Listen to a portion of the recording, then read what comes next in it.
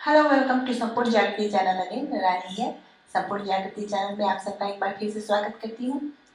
जैसा कि आप जानते हैं कि इस चैनल पर मैं अपने सोशल वर्क के कार्य, उससे रिलेटेड अनुभव और जो भी मैं रिसर्च करती हूँ या मुझे एक्सपीरियंस होता है और घटनाएं देखने को मिलती है, वो सब शेयर करती हूँ। तो आज भी मैं एक ऐसा ही अपना सोशल वर्क लेकर आप सबसे जुड़ने आई हूँ। इसे जानने के पहले अगर आपने हमारे चैनल को सब्सक्राइब नहीं किया है तो जरूर से जरूर सब्सक्राइब कर लें और बेल आइकन क्लिक करना ना भूलें, ताकि चैनल पे जब कभी भी कोई न्यू अपडेट्स आए आप हमसे सबसे पहले जुड़ पाएं।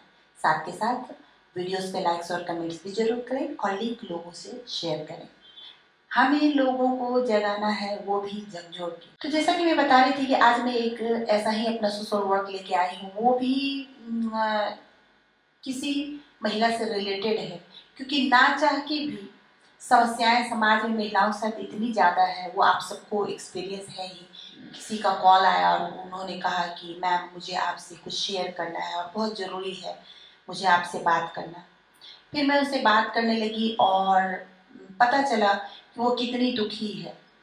उसका पति जो है वो उसे बहुत तंग करता है, उसे बदसूरत कहता है, देखने में अच्छी नहीं है और दहेज की मांग, और उसके बाद वो खुद भी मतलब कैरेक्टरलेस है और दूसरी औरत को लाके इसीलिए रख लिया है कि तुम अच्छी नहीं हो।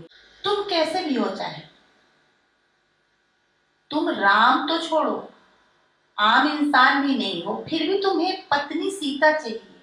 वो तुम्हें खूबसूरत भी चाहिए, गोरी भी चाहिए, लंबी भी चाहिए और पढ़ी लिखी भी चाहिए, सब गुण संपन्न भी चाहिए, उसके संस्कार भी अच्छे होने चाहिए, वो तुम्हारे माता पिता का ख्याल भी रखे, वो तुम्हारा भी ख्याल रखे, वो तुम्हारे बच्चों की माँ भी बने, और उसके बाद उससे भी ऊपर वो तुम्हारी हर बात को बगैर सोचे समझे माने और तुम्हारे प्रति हर हाल में समर्पित रहे, चाहे तुम कैरेक्टरलेस ही क्यों ना हो, चाहे तुम दूसरी औरत ही क्यों ना लेके आए हो।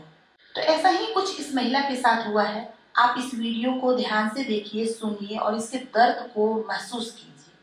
क्या ये सही है? नमस्ते। मैं आप सबको आज अपनी ही आप बीती सुनाने जा रही हूँ, जो मेरे साथ नहीं बल्कि सैकड़ों हजारों लड़कियों के साथ हो सकता है। मैं चाहती हूँ कि किसी और के साथ ऐसा ना हो, जिससे बहुत तकलीफ होता है। मेरा नाम शोभा है और मैं जमशेदपुर से हूँ।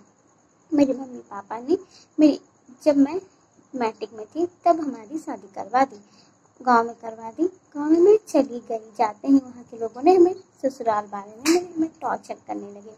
काम नहीं आता है, तो शहर की लड़की है, सुंदर नहीं है, इससे क्या होगा, मैं अपनी बेटी की दूसरी शादी करवा दूंगी। लेकिन मैं इन सब बातों को उतना लेती नहीं थी। तो चलो परिवार है, कुछ नीच होते रहता है, बोलते हैं। इसी के साथ समय बीतते गया, धीरे धीरे धीरे 5 साल हो गए। इसके बीच मेरे 2 बच्चे भी हो गए और मैं मैके आई। उन्होंने समय पाके अपने बेटी की दूसरी शादी करवा दी। शादी करवाने के बाद फिर मैं गई, मैं बोली ठीक है करवा दिए तो हमें खर्चा दीजिए, मेरे 2 बच्चे हैं, उनके पालन पोषण का। तो उन लोग कहने लगे कि नहीं, मैं नहीं दूंगा खर्चा, मेरे साथ रोज घर सारा काम करो तब खाने के लिए दूंगा, वरना मैं खाने के लिए भी नहीं दूंगा।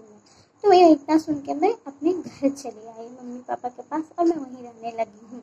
उसने बिना हमसे तलाक लिए ही दूसरी शादी कर ली, जो आप सभी जानते हैं कि कितना बड़ा जुर्म लगी हूँ। हमने केस भी किया, केस में भी 2-3 साल हो गए हैं, लेकिन अभी तक केस में भी कुछ 1 रुपया का कुछ नहीं हुआ। ना हमें खर्चा देता है, ना रखता है, कुछ नहीं। कहाँ जाऊँगी, क्या करूँगी, कैसे कमाऊँगी? 2 बच्चे छोटे छोटे, उनको छोड़ के मैं क्या काम करूँ जिससे उनका भरण पोषण हो? और मम्मी पापा कितने दिन खिलाएंगे हमें? ये मेरे सामने बहुत बड़ी समस्या है कि मैं 2 बच्चों को कैसे पालूँ, कैसे पढ़ाऊँ, कैसे लिखाऊंगी, क्या करूँगी, कुछ समझ में नहीं आता। हर माँ बाप से मेरा रिक्वेस्ट है कि अपनी बेटी को बोझ ना समझे, उन्हें पढ़ाए, अपने पैर पे खड़ा करे, जिससे कि वो खुद अगर शादी भी कर दे तो आगे चल के अपने पैर पे खड़े हो सके, कमा सके, 2 पैसे ला सके, किसी की आदि ना हो, पढ़ा लिखा के अच्छे इंसान बना। और मैं हर लड़की से भी ये कहती हूँ कि प्लीज़ कुछ बन जाओ, कुछ कर लो, उसके बाद शादी करना। शादी भागे नहीं जा रही, लेकिन क्योंकि शादी के बाद अगर गलत इंसान के साथ शादी हो जाती है तो ज़िंदगी भर झेलन होता है और बहुत दुख होते हैं। हमें तो दुख होता ही होता है, साथ साथ में बच्चे लोगों को भी दुख होता है, जैसे हमारे साथ हुआ है। मेरा तो ज़िंदगी उसने बर्बाद कर ही दिया, लेकिन मेरे 2 मासूम मासूम बच्चे हैं, उन लोगों का ज़िंदगी भी बर्बाद कर दिया, और जिस लड़के को लाया है उसका भी ज़िंदगी उसने बर्बाद कर दिया। सो प्लीज़ मैं सबसे रिक्वेस्ट करती हूँ कि प्लीज़ ऐसा ना कीजिए किसी का भी साथ में। Thank you. मुझे रानी मैम और उनके चैनल के बारे में पता चला, जो एक सिंगर के साथ साथ सोशल वर्कर भी है। समाज में ज़रूरतमंदों की मदद और सेवाओं के साथ महिलाओं के लिए बहुत काम करती है, बहुत हिम्मत दी और उनसे अपने अधिकारों के लड़ने के लिए उत्साहित किया। इतनी अच्छी है कि उनसे काम और उनसे बात करके भी बहुत साहस मिलता है। हम सभी को और खासकर महिलाओं को ऐसे काम को आगे बढ़ाने के लिए उनकी मदद करनी चाहिए। Thank you so much Rani ma'am, आपने बिना परवाह किए हुए समाज के लिए इतनी अच्छी काम कर रही है। तो सुना आपने इसे क्या कह रही है? जरा सोचिए, उसके 2 बच्चे हैं और वो बच्चे सिर्फ उसके नहीं है, तुम्हारे भी हैं। बस तुम्हारी जिम्मेवारी है कि जो तुम्हारे बच्चे हो गए तुम दूसरी औरत ले आओ। तुम्हारे पास तो ऑप्शन था, तुमने शादी के पहले देखा था, मना कर दिया होता। आराम से तुम दूसरी शादी कर लेते हो बगैर तलाक की, बगैर उससे पूछे, और उसके बाद दादागिरी करते हो कि तुम्हें जो करना है कर लो, कोई दिक्कत नहीं है। और वो क्या कहता है, मैं तो तुम्हें कोई खर्चा दूंगा नहीं, और उसके बाद अगर तुम्हें खिलाऊंगा भी तो तुम मेरे घर में रहो, मेरी सेवा करो, और जो दूसरी मैं औरत लाया हूँ उसकी भी सेवा करो। ये कैसी घटनाएं हमारे समाज में हो रही है? क्या इसमें हम सबका हाथ नहीं है? हम सबका हाथ है। हमें अपनी बेटियों को शुरू से, जैसा कि इस महिला ने भी कहा है वीडियो में, पढ़ाना चाहिए, उसे सबल बनाना चाहिए, उसे सक्षम बनाना चाहिए। हम बचपन से ही बेटियां होती है जुगाड़ करने लगते हैं दहेज का। आप उसे पढ़ाओ, ताकि पढ़ाने लिखाने अफसर बनाने के बाद भी उसके साथ ये समस्या आ सकती है, पर उसके साथ ये समस्या नहीं आएगी कि वो कैसे अपना जीवन चलाएगी और कैसे अपने बच्चों को देखेगी। हम बड़े आराम से कह देते हैं कि लड़का जो है ना वो घी का लड्डू है। अगर वो टेढ़ा भी है और वो गलत काम भी करता है, अगर वो कैरेक्टरलेस भी है, वो दूसरी बीवी भी ले आया है, तो मायके तक में कह देते हैं कि तुमको उसी के साथ जीवन गुजारना है। यहाँ से डोली गई है मायके से और वहां से अर्थी आएगी। ऐसी शिक्षा क्यों नहीं देते हैं कि ये घर भी तुम्हारा है, वो घर भी तुम्हारा है, वहां तकलीफ हो तो यहाँ आ जाओ। लेकिन नहीं, कहने को तो 2-2 घर है, पर ये कह के पालता है ये पराई धन है, और हर समय दिमाग में रखता है कि किसी कोई लड़का मिल जाए 9वीं 10वीं 11वीं जब भी लड़की जाए, बल्कि उससे भी कम उम्र में, और उसकी शादी कर दी जाए। ये मेरा एक एक्सपीरियंस नहीं, हजारों में है। और दूसरी घर में जब वो जाती है तो वहाँ ये होता है कि ये पराए घर से आई है, ये पराई है, फिर उसका अपना कौन है? कौन सा घर है? जहाँ लड़कियों की गलती बिल्कुल नहीं है, आप भी फील करेंगे। जैसे लड़कियों को दहेज के लिए जला दिया जाता है। कोई लड़का आके पूछता है तुम मुझसे शादी करोगी, और वो मना कर देती है, तेजाब डाल देता है, रेप हो जाता है। आए दिन हर जगह पे उनके साथ बदतमीजियां होती है। और अगर उसका पति दूसरी पत्नी ले आता है बगैर तलाक के, बगैर पूछे या किसी भी तरीके से, या फिर वो अय्यास है या दारू पीता है, किसी भी कारण से उसे छोड़ जाता है, फैमिली और हमारा समाज उसे ताने देता है, यहाँ तक कि ये तक कह देता है कि इससे अच्छा इतना कुछ हो ही गया था कहीं जाके मर गई होती, ताकि तुम्हारे दूसरे भाई बहन बदनाम नहीं होते, तुम्हारी बहनों की शादी हो जाती, हमारा सोसाइटी में मुंह काला नहीं होता। किस इज्जत की बात आप करते हैं? कैसे माँ बाप हैं आप? कैसी फैमिली है? कैसा एनवायरनमेंट है? कैसी सोसाइटी है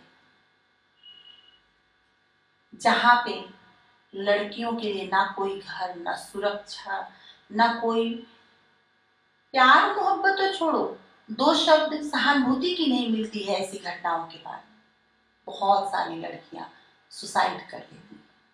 तो मैं लड़कियों से भी कहूंगी कि कमजोर मत पड़ो, तुम कमजोर नहीं हो, तुम बिल्कुल कमजोर नहीं हो।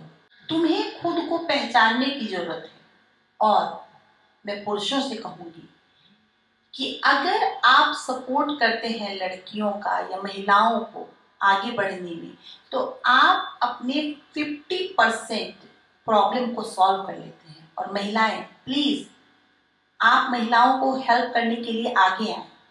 हम बहुत इस मामले से दुखी होते हैं। मैं सोशल वर्क करती हूँ और महिलाओं के लिए काम करती हूँ, महिलाएं ही पीछे हट जाती हैं। एक बार आप अगर सपोर्ट करने लगेंगी तो उनके लगभग मोर देन 60% प्रॉब्लम सॉल्व हो जाएंगी। ना कानून जल्दी कुछ कर सकता, ना सरकार। अगर हम ही नहीं उसके लिए जगे हुए हैं तो सरकार भी क्या करे।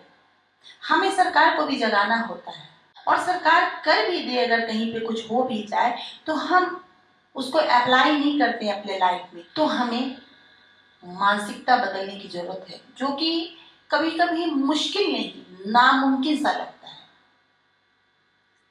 लेकिन ऐसा भी नहीं है कि हो नहीं सकता। मैं तो करती आ रही हूँ इस काम को और करती रहूंगी, हारूंगी नहीं, पीछे भी नहीं हटूंगी। मैं चाहूंगी कि अगर आप सब में से भी कोई जोड़ना चाहे तो जरूर आगे आए, चाहे वो महिला हो या पुरुष। कहते हैं ना, संपूर्ण साथ संपूर्ण विकास। मिलते हैं अगले वीडियो में मेरे किसी और सोशल वर्क के साथ। हाँ, जाने से पहले एक बात कहना चाहूंगी, अगर आपके साथ भी कोई ऐसा एक्सपीरियंस है या कोई घटना घट रही है आपके साथ या आसपास में कुछ हो रहा है, तो आप उसका वीडियो बनाएं। चाहे तो फेस ना दिखाएं, अपना नाम भी ना बोलें, यहाँ ईमेल आ रहा है, ईमेल पे डालें, या फिर कमेंट सेक्शन में अपना नंबर छोड़ें, हम आपसे कांटेक्ट करेंगे। ईमेल पे भी आप अपना व्हाट्सएप या नंबर छोड़ सकते हैं। एक बात और, अगर आपने हमारे चैनल को सब्सक्राइब नहीं किया है तो जरूर से जरूर सब्सक्राइब कर लें और बेल आइकन क्लिक करना ना भूलें, ताकि चैनल पे जब कभी भी कोई न्यू अपडेट्स आए आप हमसे सबसे पहले जुड़ पाए। साथ के साथ वीडियोस पे लाइक्स और कमेंट्स भी जरूर करें और लिंक लोगों से शेयर भी करें। नमस्ते, good bye, take care and thanks for watching.